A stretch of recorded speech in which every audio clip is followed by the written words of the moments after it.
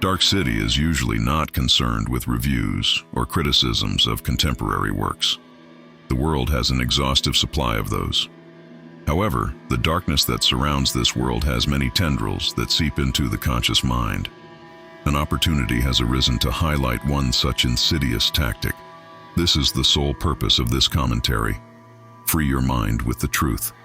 Men and women's brains are very different. The survival of the species required this. Many of the horrendous plot holes and ridiculous character behaviors in this atrocious show are easily explained by the factors that underlie the evolution of the female brain. Put simply, the male and female brain evolved under very different environmental conditions. In scientific parlance, men and women experienced very different environmental pressures that resulted in sex-specific differences in the development of their respective neural systems. These different ecological niches to which men and women were relegated due to the natural division of labor that occurs between them resulted in neural hardwiring best suited to these environments. It was a biological imperative that men protect and provision women, especially during pregnancy when women were particularly vulnerable. The male's superior physical strength, combined with the absence of eggs and a womb, naturally forced them into this role. It was not a socially constructed event. A natural consequence of these complementary roles was the evolutionary selection for men who adapted skills for problem solving, the capacity for high stress, a low fear response among other abilities not required of the female, the primary role of which was the nurturing of children who were completely reliant upon them for survival. Men were the first level of defense, women the second, and these respective levels required the acquisition of a very different set of skills and abilities to ensure human survival. Through natural selection, those not possessing these beneficial traits died without contributing any genetic information that would transmit these less effective genes. The differences we observe between the sexes today is the culmination of the evolutionary process. Complaints from either side are futile and childish. These are the terms of Dark City. This lengthy caveat is necessary to set the stage to explain why this season of True Detective, helmed entirely by a woman, an obvious feminist no less, turned out to be the completely illogical man-hating mess that it is. From an evolutionary perspective, it makes sense that the series would be written so, because this is exactly how a female sees the world, and exactly why women are ill-suited to run the world, or to write characters from the male perspective. Their brains are hardwired in a manner that forces them to prioritize emotion over logic and reason, and thus, all actions stemming from their perception of the world will emanate from these factors. They possess no real problem-solving skills. Thus, detective work is not a strong suit.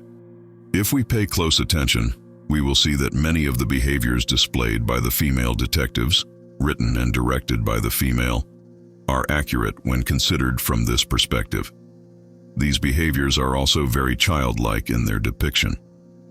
One clear example that emerged during the viewing of this show was the decision of one of the female detectives to tape earbuds to the head of a subject and force him to listen to the screams of the woman he loved.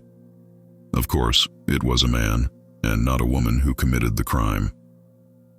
This is noteworthy because the showrunner explicitly stated her agenda to make a mirror image of the first season.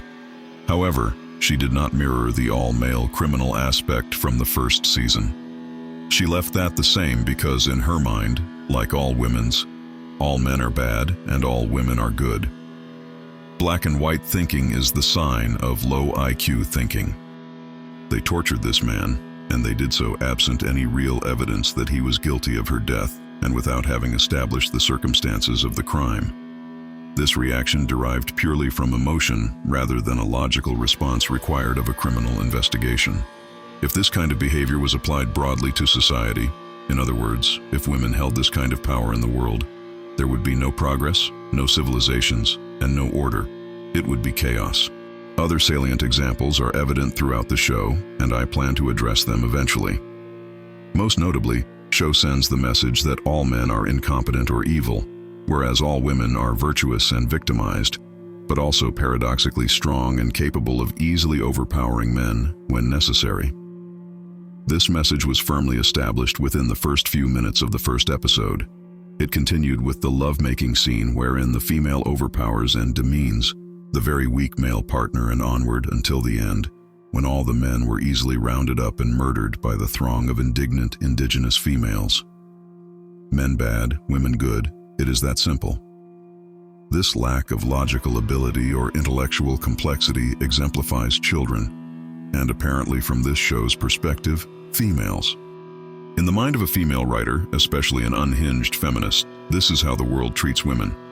To them, the turning of the table in this oversimplified manner signifies justice.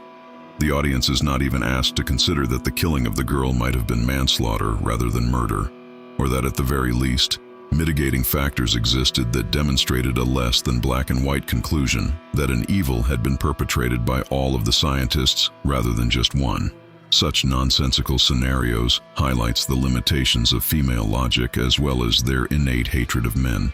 The inability to process or even to perceive information that contradicts their absurd perceptions is a dangerous liability to the continued survival of the human species, and probably the primary reason for historically excluding women from participation in such vital public affairs. It is important to note that this inability to perceive evidence that contradicts their simplistic perception of the world relates to their literal inability to perceive men in society who fall below their unreasonable standards for male partners. This lack of humanity for these men eerily parallels the inability of autistic children to distinguish between humans and objects.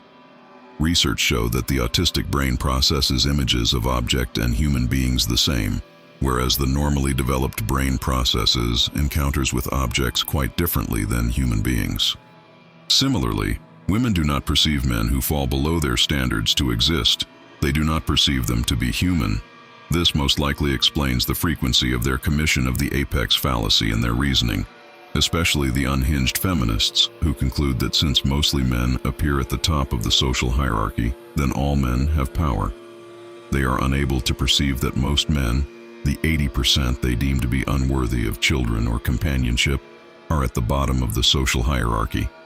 The Birkenhead drill, women and children first, as well as conscription, and the fact that all humans are descended from twice as many female progenitors as men, stand as irrefutable proof that women have always been more highly valued and privileged above men, having been so all throughout history and across all cultures. Women's inability to perceive this fundamental truth directly connects to the hardwiring of their brains, which is a direct result of the mitigated pressures they experienced in their ecological niche due to the constant shielding of prospective dangers and environmental stressors that men absorbed on their behalf. The world is gynocentric, because our survival as a species demands this. It is a biological imperative to protect the female over the male. Men are, by virtue of their sex, expendable and disposable, and nothing demonstrates this harsh reality more than women's treatment of men, which is made painfully obvious in shows such as True Detective Night Country. Just as this female writer and director has shown us clearly how the female mind perceives the world, Dark City will reveal its own dark secrets. Still the mind, pay attention to the signs, and Dark City will tell all. Simply be aware. This concludes the first commentary on this terrible program.